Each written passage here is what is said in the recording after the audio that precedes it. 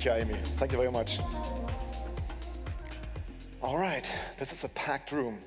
I would say this room is actually even more packed than we anticipated. It's the first time that we're holding this conference outside, within Europe, outside of Berlin. First time in Amsterdam. We weren't sure, honestly, if we were able to fill the room, and we have actually, I would say, overfilled the room. So this is a new record for us.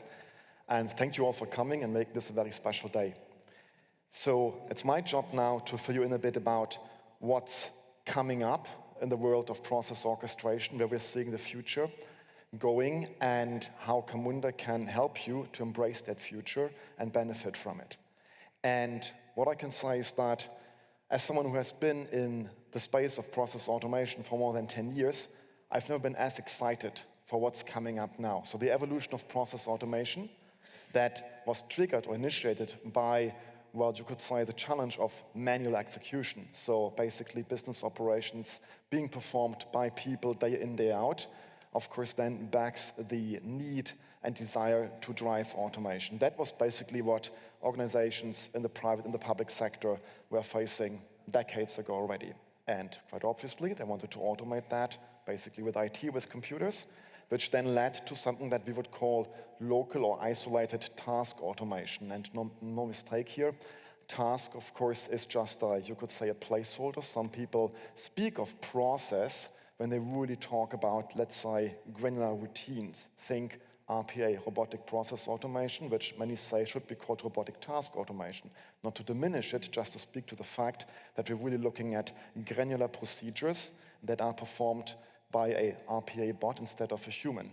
And the same principle applies also to, for example, workflows, relatively granular workflows that are embedded in ERP systems, in CRM systems, that, yes, take care of routines to a certain degree, but cannot take care of the end-to-end business process that usually spans across those systems. So you will never find this one ERP system that will actually, be the only system you will ever need. Some vendors try to sell it that way, but that didn't really materialize. So embedded workflows in ERP, CRM, hard-coded routines in homegrown systems from COBOL to Java to C#, RPA bots, even low-code integration flows pushing data from one system to the other. All of them are really about local or isolated task automation, not about addressing the business process end-to-end. And that is exactly where process orchestration came in. So the reason why this room is so full today and Camunda has created such a success story is because it has been our mission for the past 10 years to help you break out of that value trap of isolated task automation. So our customers, more than 600 nowadays, have tamed the complexity of those isolated point solutions and managed to unlock fundamentally better customer experiences and efficiencies. Like, for example, the city of Lugano in Switzerland, that thanks to end-to-end process orchestration brought costs to provide citizen services down by 90%, increased the number of online applications by 70%, and, maybe most importantly, greatly improved the level of trust between citizens and the public administration. I believe a matter that is quite important these days more than ever.